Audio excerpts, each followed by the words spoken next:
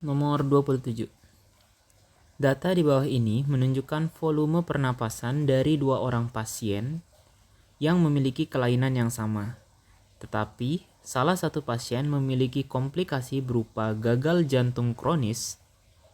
Sebagai perbandingan, volume pernapasan manusia dewasa tanpa kelainan paru-paru adalah untuk IRV-nya 2500, VT 500, ERV 1500 dan RV 1500. Jadi di sini beberapa istilah yang perlu kita ketahui. Yang dari IRV dulu. IRV atau Inspiratory Reserve Volume itu jumlah udara yang masih bisa dimasukkan ke dalam paru-paru, artinya masih kita bisa tarik nafas setelah melakukan inspirasi normal. Jadi setelah nafas normal, nafas biasa gini, lalu kita tarik nafas lagi dalam-dalam masih bisa dimasukkan, itu namanya Inspiratory Reserve Volume dan besarannya sekitar 2500 ml pada manusia atau pada orang normal tanpa kelainan paru. Lalu di sini ada VT, volume tidal 500 ml. Volume tidal itu volume pernapasan normal saat istirahat ya. Jadi ya kalau mungkin istilahnya atau sering kalian sebut tuh nafas yang otomatis gitu, keluar masuk di tanpa kita sadari.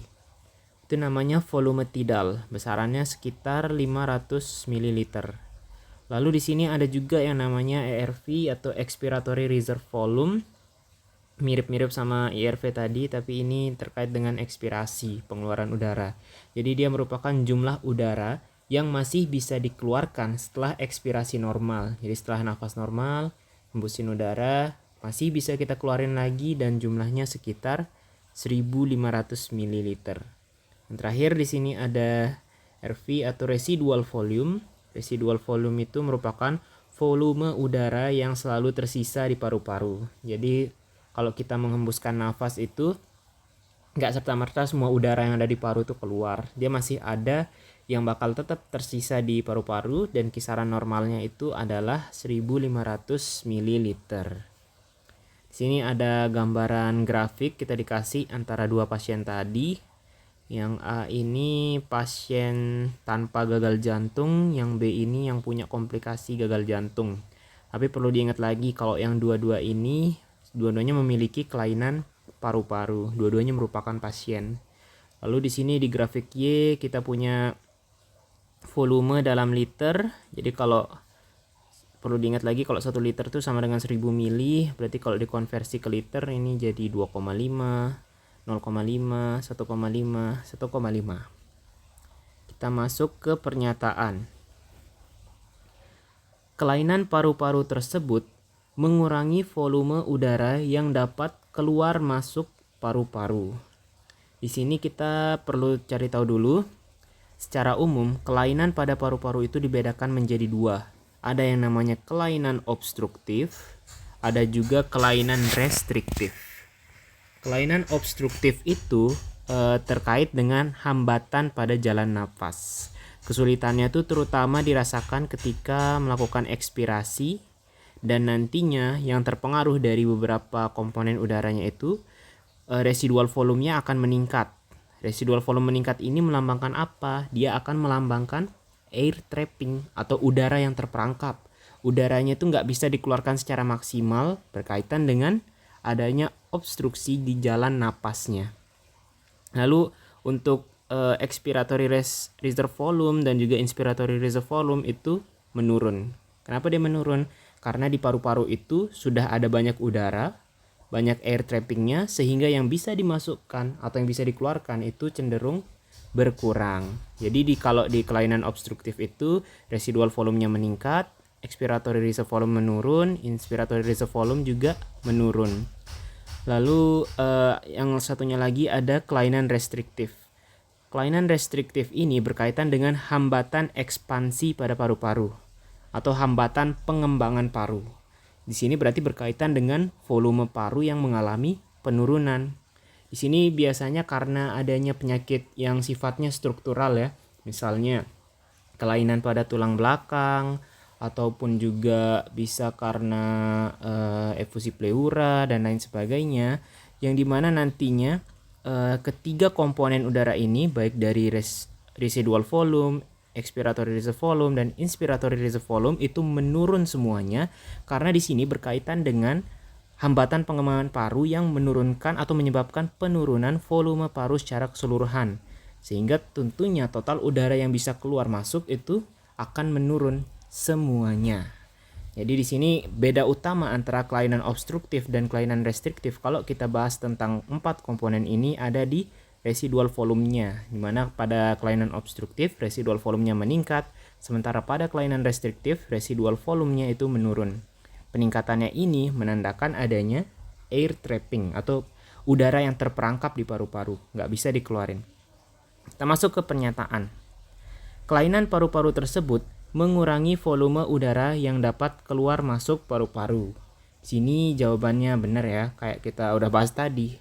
Jumlah udara yang keluar masuk itu bisa volume tidal, bisa juga ke arah ERV atau IRV. Dan di sini kita bisa amati juga dari grafiknya. Contoh, pada pasien A, IRV normal berapa? 2500. Sementara di sini ini kurang dari 2 liter malah. Jadi dia ada penurunan IRV turun. Lalu kalau yang volume tidalnya di sini normalnya kan 500. Ya, ini masih bisa dibilang normal, masih bisa dibilang tidak untuk volume tidalnya. Lalu kalau ERV itu normalnya di 1500, ini mungkin sekitar 1000. Jadi ini mengalami penurunan. Lalu kalau residual volumenya di sini, ini normalnya kan 1500, tapi di sini residual volumenya itu lebih dari 3000 ml malah. Jadi di sini residual volumenya ada mengalami peningkatan. Bisa kita simpulkan kalau pasien A ini mengalami kelainan paru yang sifatnya obstruktif karena ada peningkatan residual volume. Lalu kita bisa lihat lagi kalau pada pasien B di sini residual volumenya juga mengalami peningkatan tapi tidak sesignifikan yang pasien A. Kalau IRV-nya itu mengalami penurunan yang signifikan, VT-nya mungkin di sini ada sedikit meningkat, dan juga untuk IRV-nya di sini mengalami penurunan, kurang dari 2 liter lagi nih. Jadi kita bisa simpulkan juga kalau pasien A sama B ini ternyata kelainannya sama, yaitu sama-sama kelainan paru yang sifatnya obstruktif. Kita lihat lagi komponen-komponen tadi mana yang sesuai. Jadi karena dia obstruktif, sini IRV dan ERV-nya menurun, maka udara yang dapat keluar dan masuk paru-paru itu juga menurun. Kenapa? Karena ada air trapping tadi, ada udara yang terperangkap di dalam paru-paru, sehingga jumlah yang bisa dimasukkan dan jumlah yang bisa dikeluarkan itu lebih sedikit daripada normalnya. Jadi jawabannya benar. Yang B, kedua pasien tersebut kemungkinan menderita skoliosis. Ingat tadi kalau skoliosis ini kelainan struktural yang lebih berkaitan dengan kelainan restriktif atau hambatan dalam pengembangan paru, bukan ke arah kelainan yang obstruktif. Kelainan obstruktif ini kenanya itu di bagian traktus respiratoriusnya, berarti di sekitaran dari bronkus, bronkiolus dan lain sebagainya. Sementara kalau restriktif ini baru berkaitan dengan tulang belakang, pleura dan lain sebagainya. Jadi di sini kalau skoliosis lebih mengarah ke kelainan restriktif. Sementara pada pasien kita ARV meningkat, kelainannya lebih cenderung ke arah obstruktif. Jadi di sini jawabannya salah. Lanjut yang C. Pada kondisi istirahat, laju ventilasi pada pasien A lebih tinggi daripada pasien B.